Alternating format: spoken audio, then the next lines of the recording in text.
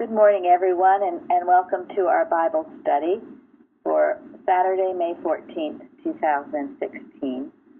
Our moderator today is Amanda from Missouri. Go ahead, Amanda. Okay, thank you. Good morning again, everyone. Our quote for this morning is from Mrs. Eddy from a dedicatory message from 1899. Jesus gave his disciples, students, power over all manner of diseases, and the Bible was written in order that all peoples in all ages should have the same opportunity to become the students of the Christ. Truth, and thereby God endued with power, knowledge of divine law, and signs following. Jesus declared that his teaching and practice would remain, even as it did, for them also which shall believe on me through their word. Beautiful. Thank you. Thank you. And before we start on the questions, I again would just like to say thank you to Linda and Tom for their time and their suggestions for this week's study and questions. And the first question to start off is, what did Jesus do just prior to commissioning the 12 disciples?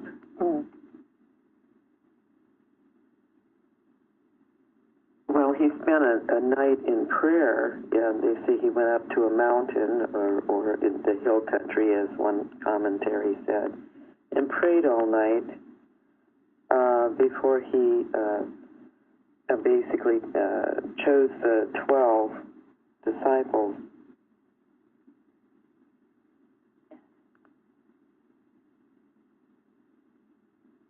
Yeah. So what does that mean to us?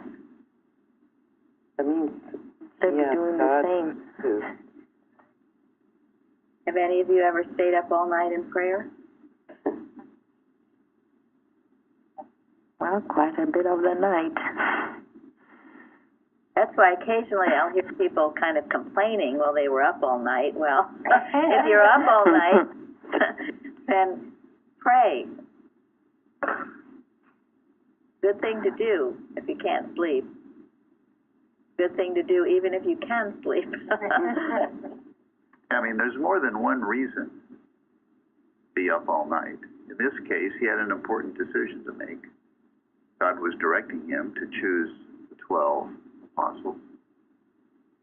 And he was up all night getting God's direction. But sometimes you don't know what the need is. But you'll be up all night because there is a need. And if you recognize that the world has need of you, has need of your prayers, you won't complain about being up all night. You'll get to work. And God will direct you what needs to be handled. Mrs. Eddy was often up during the night. She once kept everyone in her home awake for 3 days solid, working. They never knew what the issue was that they were handling, but it was obviously something, and something very urgent. So who knows? I mean, it may have averted a world war.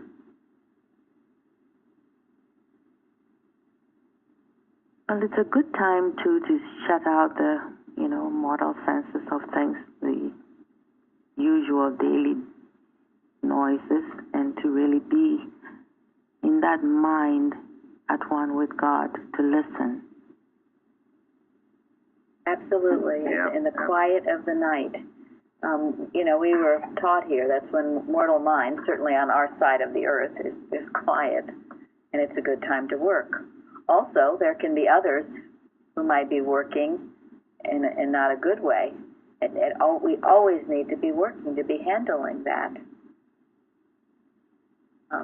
This is why Mrs. Eddy had watchers all morning, afternoon, evening, and then throughout the night hours. And for years we did that, with our telephones ringing and people getting up for an hour every night.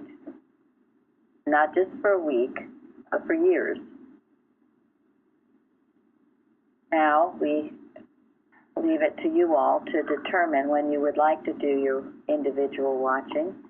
And I feel strongly if I'm awake in the night, then that's God awakening me, and I need to do the work. And often I am awake, at least for some of the night. So take that opportunity to pray and know that God will give you the needed rest the next night or sometime during the day or whenever. We're not advocating here being walking zombies because you're so tired.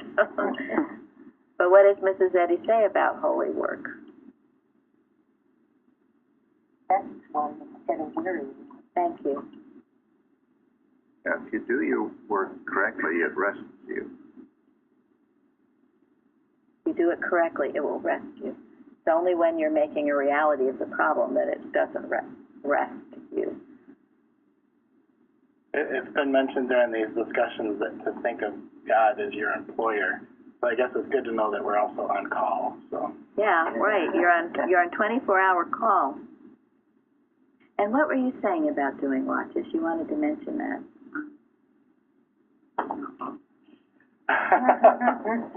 I thought I came prepared. No, you said when something troubles you, or you know. Oh yeah, all the time. I'm so grateful for that because things used to come to me all the time that I would be worried about. I didn't have anything to do with it, but now, at any point, I just sit down and I start watching. You're equipped. Yeah. Right. Oh, it's so wonderful to be able to do something constructive and meaningful for it. Yeah, and someone was telling me recently, you know, how much better they feel after they've watched, because you do feel better if you're doing it correctly. You're getting the omnipotence and omnipresence and omniscience of God established in your thinking, therefore in your experience, and it goes out for a great blessing to the world. Go ahead, Linda. I can wait. Go ahead. Okay. Well, I was looking for something else in precepts I wanted to share today. My eyes fell on this, so I just wanted to share. And it's Carpenter writing that any member who is correctly taught and has put his understanding into practice, who is willing to spend long nights of prayer and struggle, should likewise be able to bring to the church that which will save it from any present-day attempts of evil to disrupt it. That is beautiful. Very good. Very good. Absolutely true. If people had really been watching and praying after Mrs. Eddy left, what happened couldn't have happened. Bruce, what were you going to say? I was going to say about like the need to come up with an answer for a decision. It's important not to judge us from personal circumstances, because I know from my case, there have been many times I prayed for the answer and it didn't come right away. That's because the need was not to have the answer immediately. The need was to be working. For this whole idea of coming up with a decision was just for me, a method to get me going, to be doing the work. Later the answer came, but that wasn't the immediate need. It was just to be up and working. Yeah, I know Elsie at our board meeting recently read, it was in Collectanea, where Mrs. Eddy says, if you have a decision to make, to be still and still from the clamoring of the human mind and wait on God. And when you need to know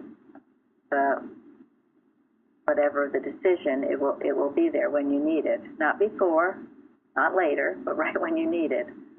But you have to have that poise and peace of mind in order to hear it. To hear it, yes. Yeah. So Jesus is our example, isn't he? And he spent many hours in prayer. And we should too. Somewhere Mrs. Eddy says we should spend 4 hours a day in prayer and study, prayer and study, I'll say. So some people that might seem a huge amount, but if you do, the rest of your day will be incredibly more productive and useful. But at least an hour a day for yourself. Yes. Pray for yourself. You always start with yourself. Can't go rushing out to help everyone else if you're all spoofed up. Get your own peace first. There was one point in Go ahead. No, I thought it was Linda. Go ahead. Oh, I was just going to add, there was one point in Matthew Henry that maybe everyone read that I thought speaks to what we've just discussed, of how Jesus was up whole nights engaged in prayer. And he says, in serving God, our great care should be not to lose time, but to make the end of one good duty the beginning of another. And I just thought that was a wonderful way to think of it, that it's a constant train of doing good works. When we do our prayer, when we're really working, that's really just a consistent chain of good works as we start whatever it is that we're doing next. That is beautiful. Thank you.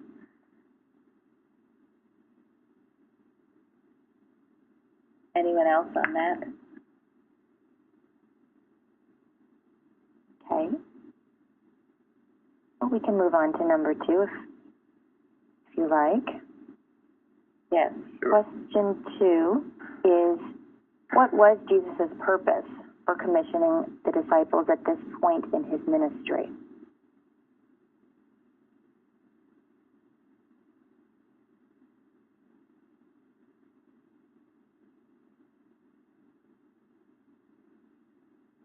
Sure, you all must know or have some thoughts. God told him to do it, and he did it.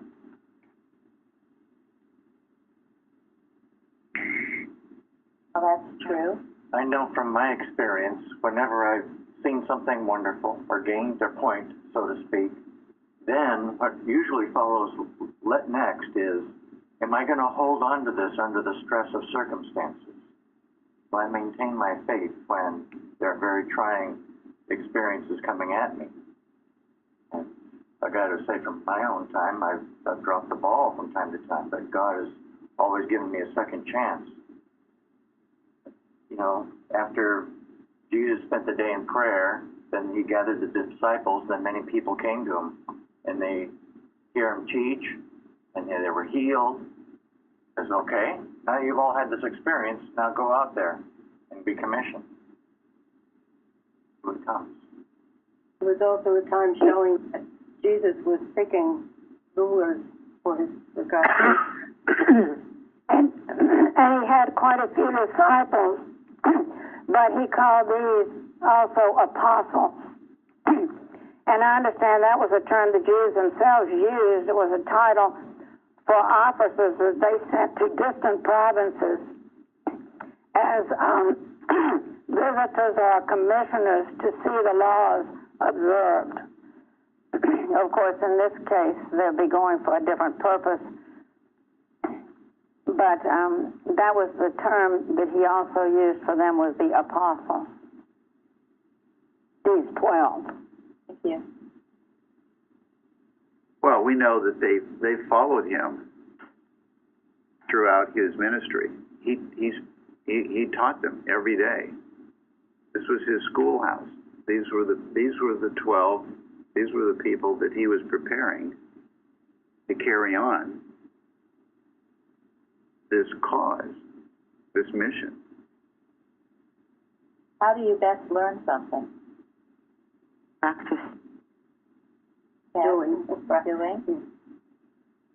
You know, I went to teacher school, and I tell you, all the time sitting in the classroom, I don't think I learned very much, but when I was an apprentice, when I was a student teacher, that's when I learned, when I got into the classroom, and I saw another teacher who knew what she was doing, and I observed, and then I was given the opportunity to do it.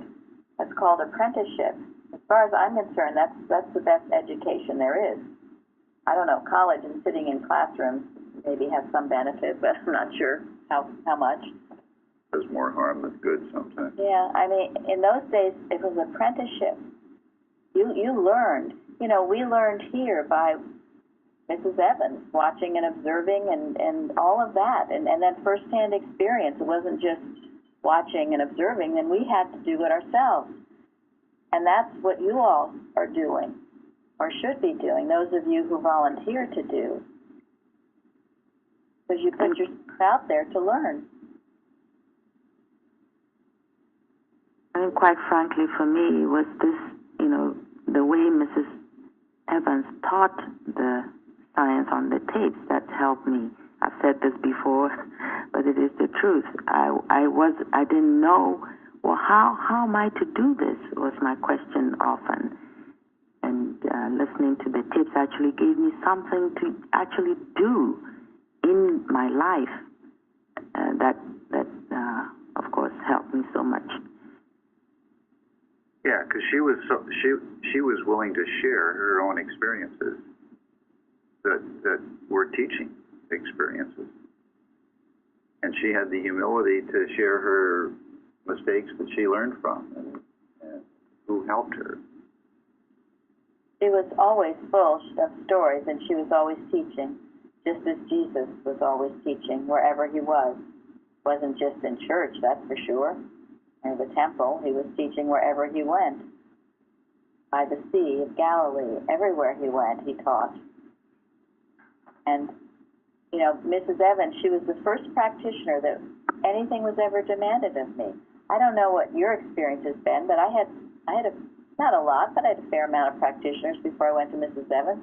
No one ever demanded anything of me. I mean, I might have had to read something, if that.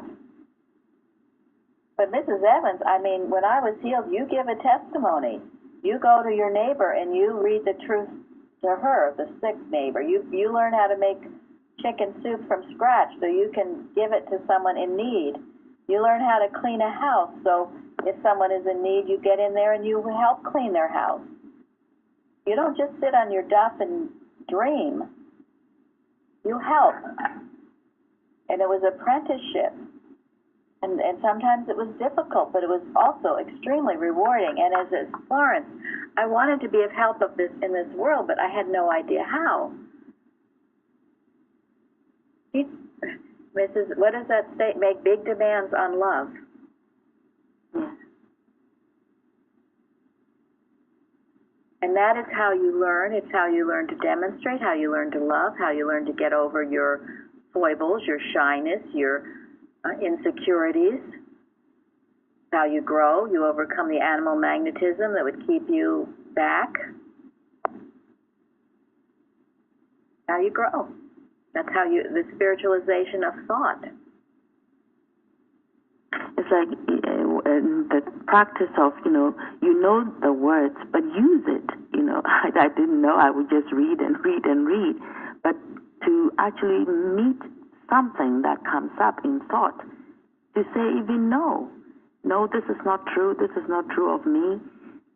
I didn't know to do that. But I learned it from.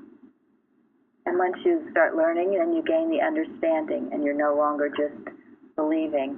And then when you gain the understanding, you gain the trust and the faith and the confidence. And no longer is giving a testimony some big, huge, scary thing that once was for me, as was all of the things that I've mentioned. So this is being apprenticeship, and it's highly important, and Jesus knew that. What would have happened if he didn't have his 12 disciples? What would that have been like? Also, who would have recorded the Bible? There's no record of Jesus ever writing anything down. And a couple of, not much long after that, he actually sent out another group of disciples. They were not, of course, the apostles. They were 70 more that he sent out in Luke 10.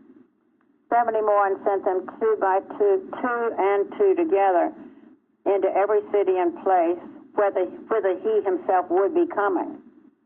And that's where he said, the harvest truly is great, but the laborers are few.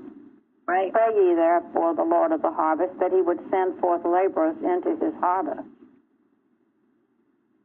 Thank you. And I believe they're the ones, Mrs. Eddy said, there were 70 that left no record. Yeah, probably. It was his apostles that left the record, the 12. I mean, think of it. If he was divinely directed, as Jeremy said in the beginning, to do this, yes, and then to pick out those who would best benefit and also And be of greatest use. be of greatest use. Yes. I think probably there were so many people following him anyway for different reasons. just curiosity or popularity or whatever. So maybe it's more like likening it to the wheat from the tares, separating those who will bear fruit. Exactly. Yeah, he was selecting the best, the most promising, most, humble and spiritually minded. And all of that is true. And what else is true about them? What were they willing to do? Give up all for Christ. Yes, because he warned them that there would be great danger involved in doing this work. They were willing to leave their fishermen's net.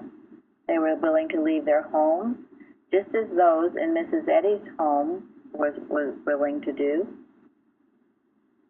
I mean, and I truly feel, the time in our church with the law case and all of that, people left their homes to come here. It wasn't the time so much of the internet we have now. They came here from all around. They were willing to do that. You have to be willing to give up and to do something. Mrs. Eddy says that too. In order to really gain this science, which is the pearl of great price. And maybe that's why the laborers are few, because nobody wants to do that. At one point I saw that they were called students of Jesus. He knew that they had to go through training, learning. They wasn't going to happen overnight. And he spent 3 years teaching them. And they were witnesses to these wonderful miracles. And yet they were going to face persecution themselves. I mean, he warned them about that. Yes. But at least they were willing to endure till the end. At the time, at least, they were willing to. Yes, they were. And that is something, too, because there are those who come for a while, and then they drop off. And there was this one guy, Matthew, he had a pretty good job, and he left that behind pretty instantly when Jesus said, "Get up and follow me." Did it gladly. Yes, it's like the story of John. Yeah. He left the plow in the field. Yes. What was his Salchow. Salchow. Yes, tell the story. Yeah, the word, well, I don't know all the details, but the word came, he was invited to come and be with Mrs. Eddy. He dropped everything in the middle of plowing his fields, I think it was Kansas or something like that, and went. And he was there in a matter of hours, from Kansas to Boston. He got on almost the next train. And he was of incredible use and help to Mrs. Eddy, partly because of that willingness. He was the one when she came to Chestnut Hill, they were trying to do it so secretively, and so the reporters wouldn't be there, but somehow the word got out. And when she arrived on the train there, and then the carriage, all these reporters were surrounding the carriage, and he did what? He carried her through the crowd and up the stairs to her room. Yes. And she was laughing. I love that story. The beautiful story, but that's the kind of faithfulness, and that's the kind of faithfulness she had to have done the tremendous work that she did. Those were the people she turned to in her hours of need. Those were the people that did the watching. And so it is still. It's still going on. It has to a different degree and in different ways, but it's still going on. It has to go on, as in those days. The disciples were of huge support to Jesus, too. And I know some of the women we've talked about, they took him in, they fed him, they took care of his human needs. There's one characteristic among those that were in Mrs. Eddy's homes. Not one of them wrote themselves. They were all humble servants, regardless of the position that they filled. Thank you. And as a result, God could do the work. And what a mighty work he did through those humble servants.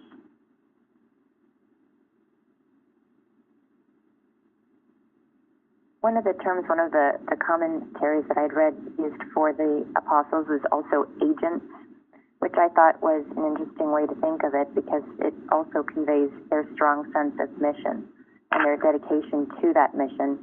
And Mrs. Singletary, you'd mentioned what would have happened if we didn't have the apostles that we did to write the Bible, to write the Gospels. And one specifically points out that the way Matthew was structured, and I suppose this is true of all of the Gospels, was the way it was written with a very clear understanding that they were to write to future audiences, that this was truly a living message that was to continue for the future. And it wasn't just for their followers at that time, for that specific mission while Jesus was there, but this was a divinely appointed message that they had to be extremely obedient to, however the message may come, to preserve this for all in the future to read. Thank you. Very good point. They were scribes. Mm-hmm. And look what a beautiful job they did, because look at how the Bible lives, the New Testament lives, because of these 12. Remarkable what people can do when they have a bigger purpose in mind, isn't it? And when they have a spiritual leader such as Christ Jesus and Mrs. Eddy as well. The leadership is highly important, of course. So her most trusted people wrote books, which I'm very grateful Plainfield finally made available. Thank you. Yes, right. Right. And that, precepts that we quote from and find so helpful that Linda quoted from earlier, they sued us for publishing it and demanded that we send all our copies back to them. And if they're listening, hello there. Because now, other people have published it. them now. And offer it for sale. Yeah, we no longer offer it for sale for that reason, but there are other places you can get it. Thank God for that. They're just wonderful books. They are wonderful. And downloads for free now, too. Isn't that? Yep. And the reason that they mean things to you is because you are living it. If you were not living it, it probably would just be a nice book to read, and you probably wouldn't even want to read it because it wouldn't be interesting. But because it's meaningful, because it's meaningful because you're doing what you're doing now. So these books are wonderful. And the Carpenters knew that because, they were once asked, what if it gets in the wrong hands? Well, they trusted God. And it didn't get into the wrong hands. And if it were to get into the wrong hands, they wouldn't understand it. It wouldn't mean anything. It only opens up to those of you who are living it. Kind of like John writing the book of Revelation while he was in prison. He wrote it in code so that it would get past the guards.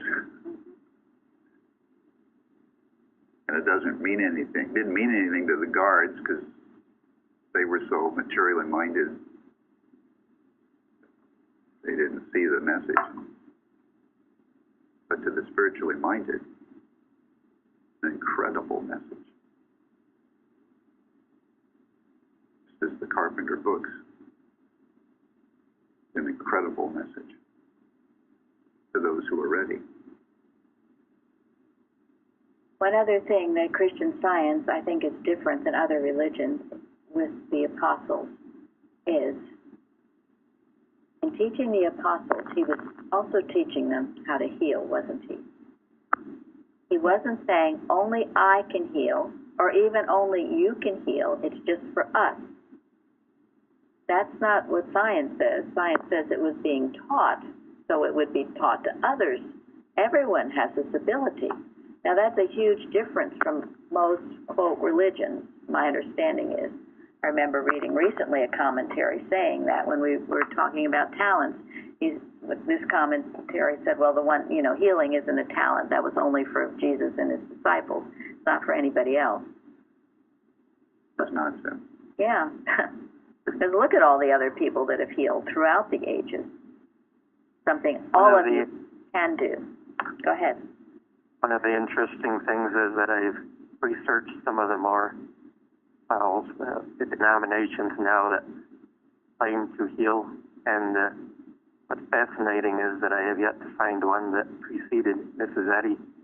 So anything that has healing in their creed or whatever you want to call it came after her, like unity and other such things. Yeah, well, if it had come before Mrs. Eddy, her revelation wouldn't have been necessary. It would have been someone else's revelation, wouldn't it? That's why I can't think of Christian Science as a religion.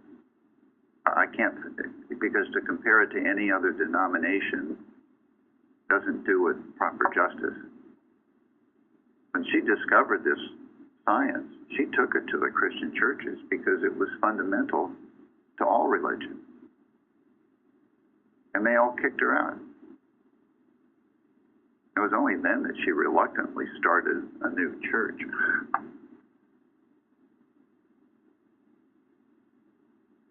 Thank you.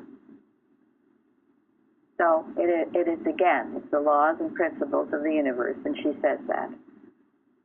Not just a religion or a sect or anything like that. It's far, far beyond that. That's why no one can resist it. What people resist is what they think it is, not what it is. Their misconception. Yeah, I mean, anybody who really knew what Christian Science was would be crazy not to want it. I know that's true, because I spent a long time thinking I did not like anything about it. And I was so wrong. Well, what you didn't like was the wrong, You it had been presented to you incorrectly. So it is. And so it is. Or to leave it when you found it. And a lot of people don't want it because it requires you to change what you're comfortable in. And it's well worth it. No, those changes. That's absolutely right. True. But it's That's still why. because... Go ahead, Mark. No, I was going to say, it's still because you really didn't get it. Because Right. if you do, you know that you're really not giving up anything that you should hold on to. Exactly.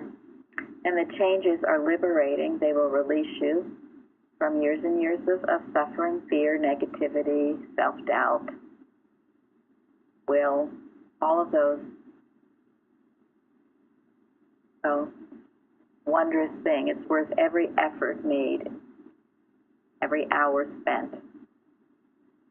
So aren't we grateful that Jesus commissioned his disciples when he did? Yes, what a wonderful thing. Definitely God directed. He knew how important it would be, as it is for us here, to pass it on, spread it. And all of you, I call you watchtowers in whatever state you are in, do the work, to do the healing work, to do your watching, to do healing work in your home, community, nation, world. You're not off the hook, folks. You're on call. Yep, you're on call 24 hours. 24/7. Thank Okay. Okay, how we doing? Can we move on? Doing very well, guys. Gold stars so far. Number 3, if we're ready. What did Jesus tell the disciples to do when departing from those that did not receive or hear their words? Shake the dust off your feet. Yes. What is that? Do not let it stick.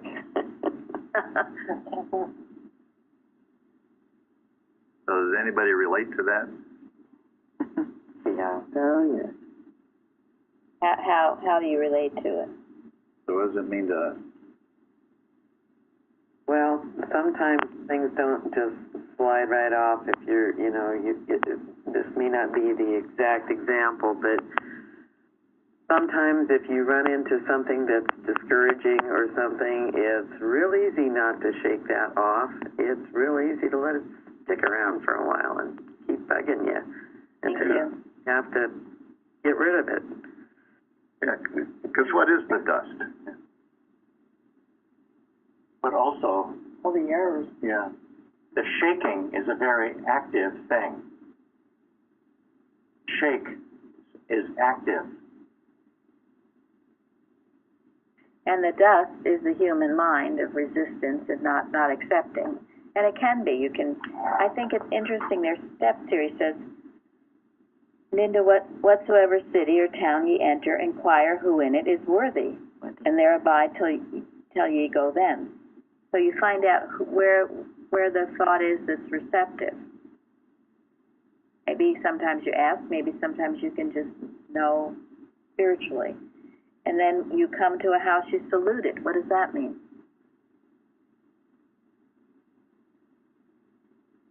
Bring peace, bring the Christ. Yes. Put a blessing on it? Yes. Yes. Before you talk to someone, you put a blessing on that person, and that is, as we've talked about, you're seeing it as God, as that person is God's child. You're not seeing it as some stupid mortal that doesn't get it, and you're going to have to inform him about something.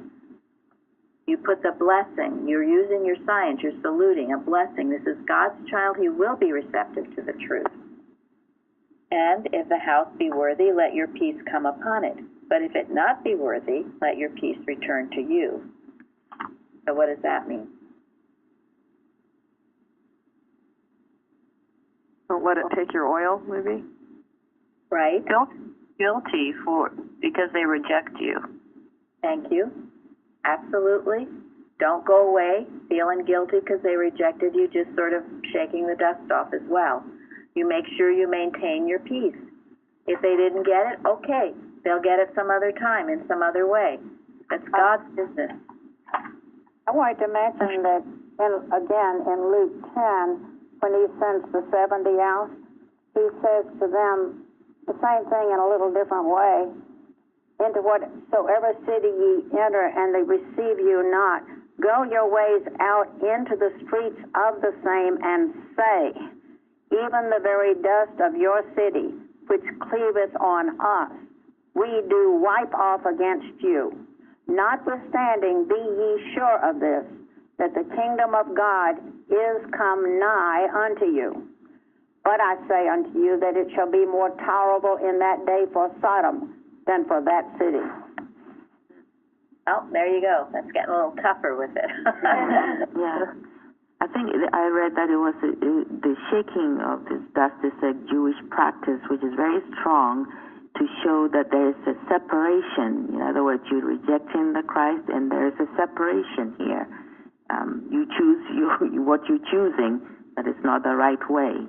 But it was to make it very clear. Thank you. That gesture.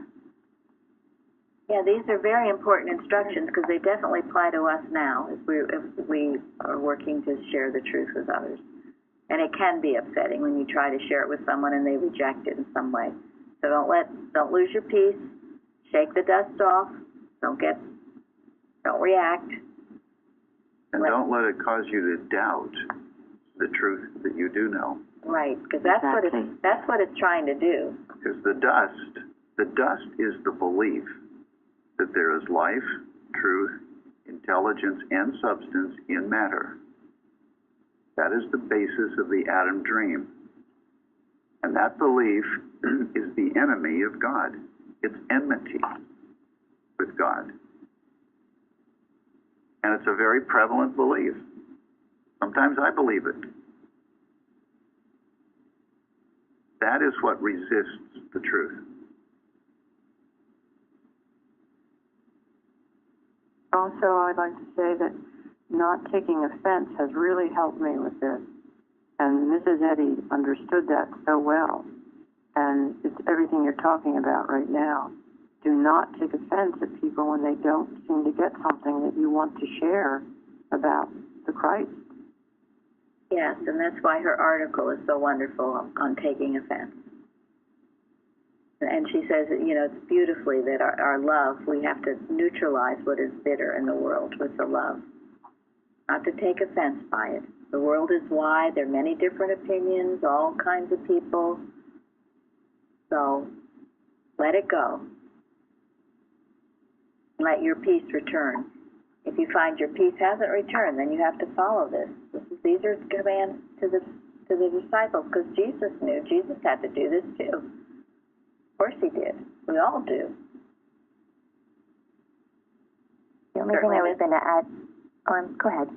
Oh, certainly Mrs. Eddy had to do it. So go ahead. I was just going to add that I briefly mentioned on the forum that in connection with this Bible study, I came upon it in some miscellaneous writings, her allegory that she wrote.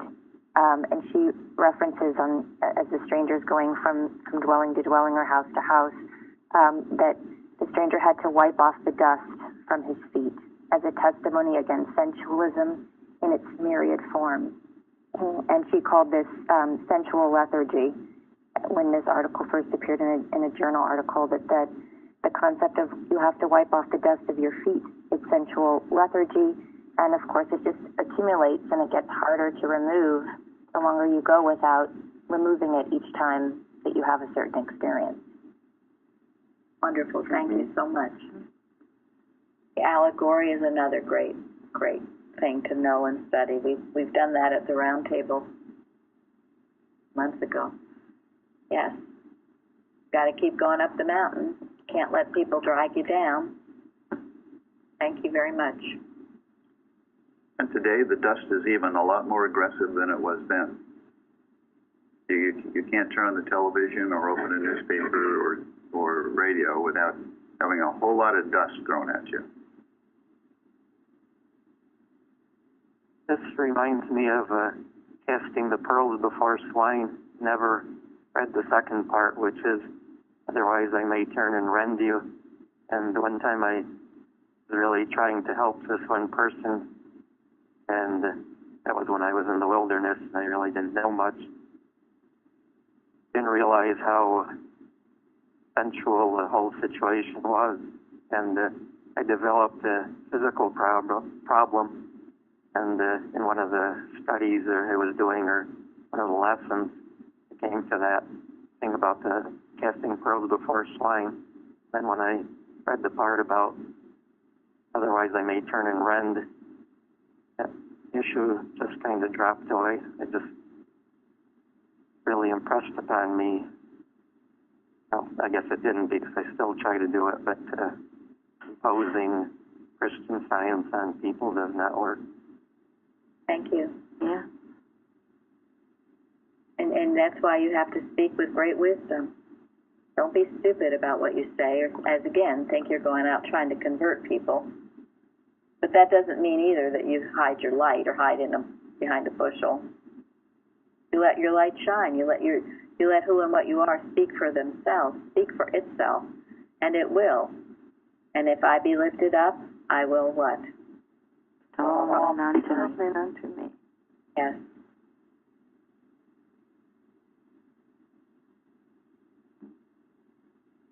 Your light shines more brightly than your words. Go ahead, who was that? I'm sorry. Whoever speaks. Okay, I was Bicknell Young, I think. I just read that he said, you don't find Christian Science finds you. And I thought that was very interesting. It is. Yeah, that's a good point. That's ready. Right. Because divine love is not you loving everybody else. It's God loving you and everybody else. And I think that's a good point, even if you grew up in Christian Science, as I did, because I had quite a departure from it for some time before I came back here and found Plainfield. Even if you're exposed to it, it's not necessarily, depending on how you're raised and what you're taught, it may not be the science that Mrs. Eddy discovered and designed. And so when it's right for you to find it, you will, and you will find it in its correct form and its correct teaching in a very supportive environment. Yep. And in your daily work, you work to know that our website is getting out, and people who do need it, those who need it, are finding it. Work daily for that. It's sometimes I talk to people about this. You see the thousands and thousands of people who are viewing the tarot cards and Kardashians, I don't know what else, And yet, something like our church doesn't get nearly as many views. And why is that? That shouldn't be, really. I mean, the world is wide. There are millions of people hungering for this, thirsting. And so, just know that those who need it will find it, just as you found it, Amanda. Probably all of you listening found it, have a story as to how you found it. Oh. Those who are looking and are willing to accept it also. Yes. Study says in March's prayers and arguments, know daily that the world is ready for Christian Science. Hey, thank you. Know daily. Okay. Moving on. Number 4. What did Jesus caution the disciples to be prepared for as a result of their work? I think, Fairly, you mentioned it a little bit earlier. Yeah, there's quite a list, isn't there? Yeah. Not everything's so great. Well, for false Christ, for many shall come in my name, saying, I am Christ, and shall deceive many. Yes. The big one. Only your spiritual sense can maneuver around the false prophets. Spiritual wickedness in high places, claiming to be something it is not. And this is why, the saying, wise as serpents, harmless as doves. Wise, yes, wise. You know, the description of serpent is subtle, crafty, shrewd. Dove, innocent and harmless. Now, just as Christian scientists want to be lopsided, only be loving, loving, loving, so they only want to be doves, doves, doves. Well, you've got to have this other side of you. You have to. And this is, Christ is telling his disciples this. He's telling us this. Wise as serpents. Why, it's so refreshing when you find, you know, when I found Mrs. Evans, when I find other Christian scientists, which are very few and far between, she had that shrewdness. It wasn't some stupid, you know. You've got to have it. So accept it and be it. You're innocent, and you see with Jesus, with the disciples, how they did this. They were wise in what they did. They were shrewd about what they did. Look how Jesus would answer the Pharisees. That was shrewd. That was wise. But then it was without any rancor, without any hate. He was innocent, and he was harmless as a dove. He certainly didn't fight or kill anybody. He was teaching. But it's the combination, and you've got to have it when you go out into the world. You can't just be one-sided. The other side, you can't just be shrewd and all of that without having the innocency and being harmless and loving. Got to have both. The principle and the love, I would say, a little differently said. And when you do, human mind is going to hate you for it. Going to attack you for it. Going to revile you. It's going to persecute you. And you're going to find it even within your own family. Because that's where the devil thinks it can get to you, is through someone in your own family. Get you to drop this nonsense called Christian Science, as Mrs. Eddy's sister tried to influence her. But she wouldn't. She couldn't. Well, once you've really found it, how can you abandon it? I don't see how you can if you truly find it. Well, be ready for it, because the devil's going to try real, real hard, Fairly. It did pick off a lot of people around Mrs. Eddy. It did. It did. But Fairly's point is, once you've really found it, and it's taken root, Once you've really found it, you can't. There's nowhere else to go. That's a good So- point. That would Yes. explain the ones that stuck by her. Yeah. Yeah. So be ready for the attacks and take them. But they stuck through the fire. They found it and they got it. Then the fire came. And to their credit, they still stuck through the fire. Because really, there's nowhere else to turn when you are like Sally saying, when you really understand it. You Yeah, ask yourself, where am I going to go? What else is there? No. And the thing is, too, you will help those you love best by taking that stand. If you back off and go down to their level, you're not helping them. So maybe for a while you don't talk to them, or you have a little separation. Maybe for a long while, maybe for a short while. Who knows? I've had all different experiences in that regard. But you just keep, again, wise as serpents, harmless as doves. You have no rancor, no hate for anybody. You love them all the more. But you got to do what you got to do. And,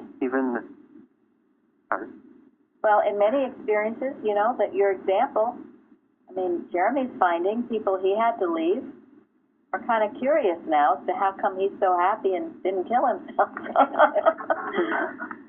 And they've been inquiring, and he's been able to help them. They've got to see how different I am.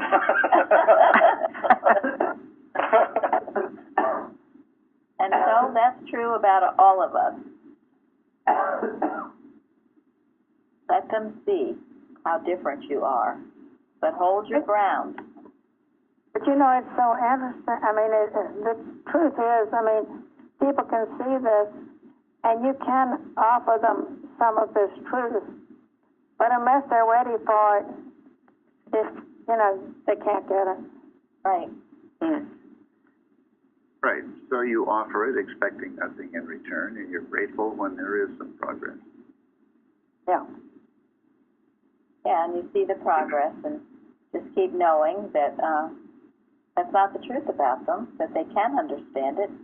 Again, I always feel if people have rejected it, it's still misconceptions that they're rejecting. And that's partly why we are here, because, my goodness, those misconceptions are all over the place. Goodness, if I didn't know anything about science and I read things I've seen on the internet, I'd say, boy, those people are a bunch of crazy wackos.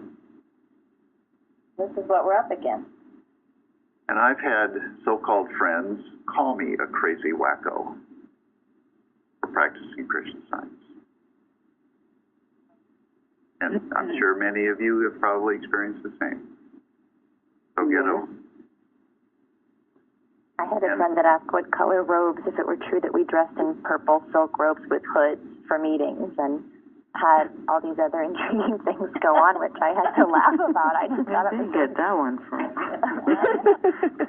But you know, the Catholic Church, you think of how they dress, and no one questions that. They walk around these great hats and robes, and I mean, to me, I hadn't thought a lot about it, but when I do think about it, I think, well, that's pretty strange. No one questions it. Lord knows if we were meeting in hats and robes. Anyway, it shows the absurdity of mortal mind. Mortal mind. Yeah. But the other thing is all the advertising against it, because there wasn't time too long ago when I didn't even believe that God could heal. Well, and we can be grateful that we live in a country right now that we are not taken, well, I have to be careful because I guess in some cases people are taken to court and trials over science. It's true. But we have made some progress in that regard. We do right now have the freedom to have these round tables to do what we are doing. And we thank God for that, and that's why we fight for our Constitution, our liberty, our freedom. We fight for that because we have to have it. Because it is God-given, Yes. not humanly given. Inalienable rights. One more thing that he said to be prepared for, he said that if you are in a city that persecutes you, that will not accept you, then to flee that city and go to another one.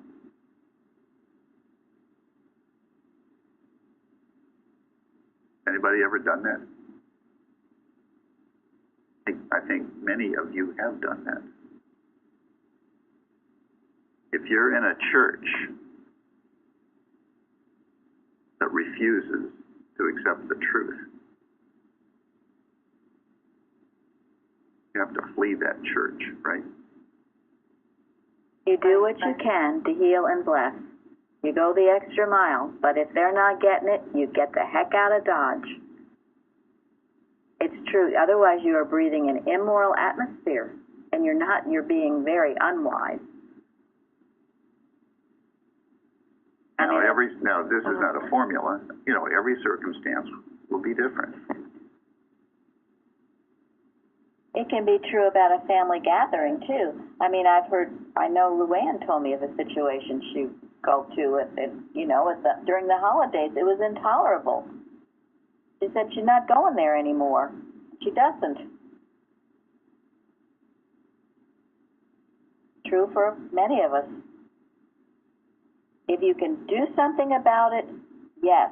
If you can't, get out. As God directs. As God directs. Absolutely. Exactly. Never any will or God directs you. And again, every circumstance is different.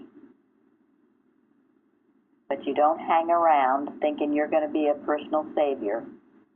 God is the savior. That can be a big ego if you think you do something that they're just not ready for. Yeah, I think you really have to do something about it. You just can't tolerate it or say, I'm going because I really need to support this person and my family, so I'm going to put myself through that. You really have to do work about it. And whether the outcome is you don't go or you go and help heal the situation, whatever it is, but you definitely have to pray about it and do something about it. Exactly. Yes. That's the point. Exactly. Comes back to the wiser than serpents, because even most poisonous snakes will either be very still, let you go by, or they will try to escape before they do anything. Yeah. And you know, the serpent, we watched the new version of the Jungle Book. The serpent puts you to sleep first. If it can. If it can. It mesmerizes you. And it does in kind words. And this was very well portrayed in this movie. Trust in Me is the song that goes with the serpent. Trust in me, while it's hypnotizing you and telling you things you want to hear, perhaps. And wrapping itself around you to kill you and eat you. Yeah, wrapping itself around you. So, and this can be true in a church, in a family gathering. You know, it'll put you to sleep. It might come as something charming. So just have your armor on. That's all. Stay awake. Stay alert. Don't let it hypnotize you. Because it will. It'll wrap itself around you and it'll get you kind of all screwed up so you don't know right from wrong. If you let it suck you in. Don't. Keep your clarity with Christ. Okay. Do we have time for one more question? That's what I was going to ask. We're close to time, but if you want to spend a few minutes, I'm happy to read it. Did Sure. Jesus instruct the disciples to fear anyone?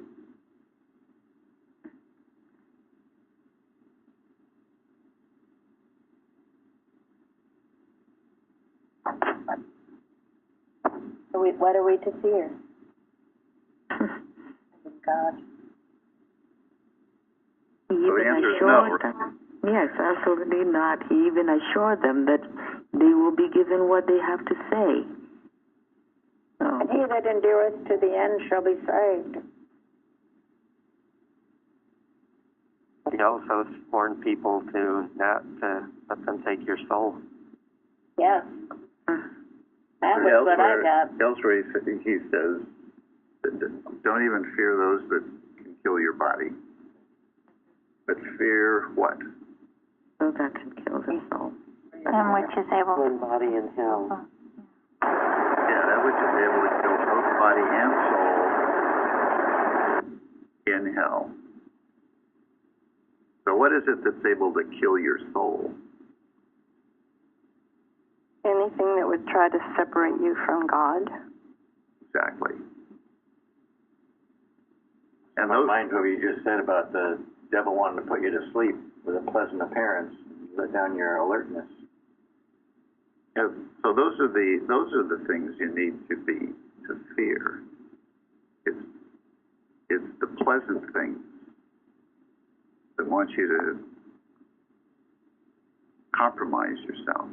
And those are the things you should flee. Flee. And that was the word used, flee. Get out of it.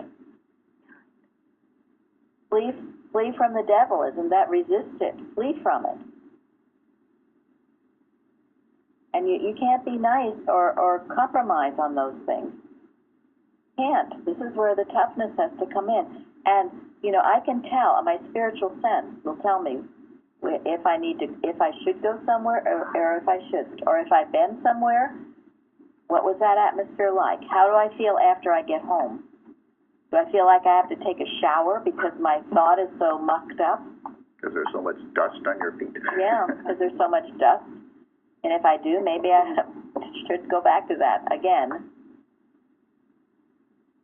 So these are the tests, but don't let anyone take your Christ. Any experience, any person, any situation.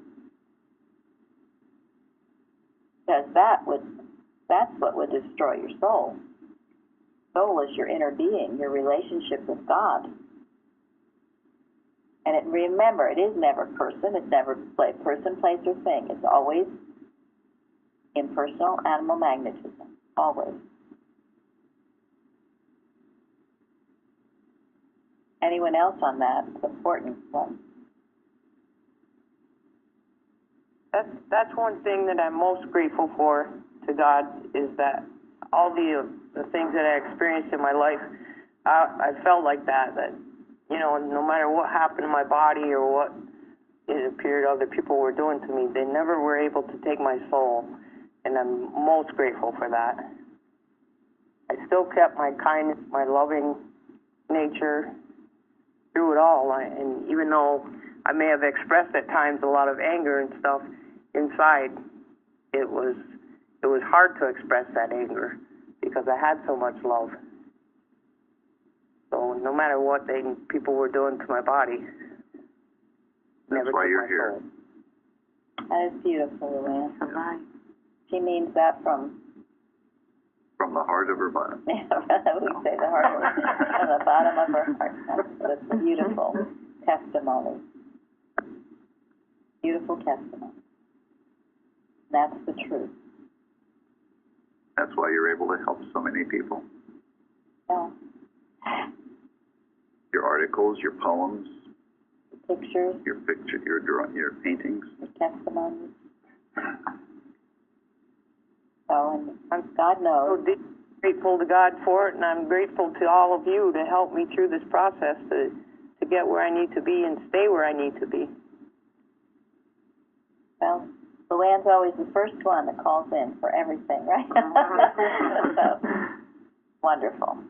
Well, this was a wonderful class. Amanda, thank you so much. You picked really good section of the Bible to talk about, one I don't think we ever have talked about. So, Thank you. Thank you. That was good. Thank you, Amanda. Thank you all. Everybody. Thank you.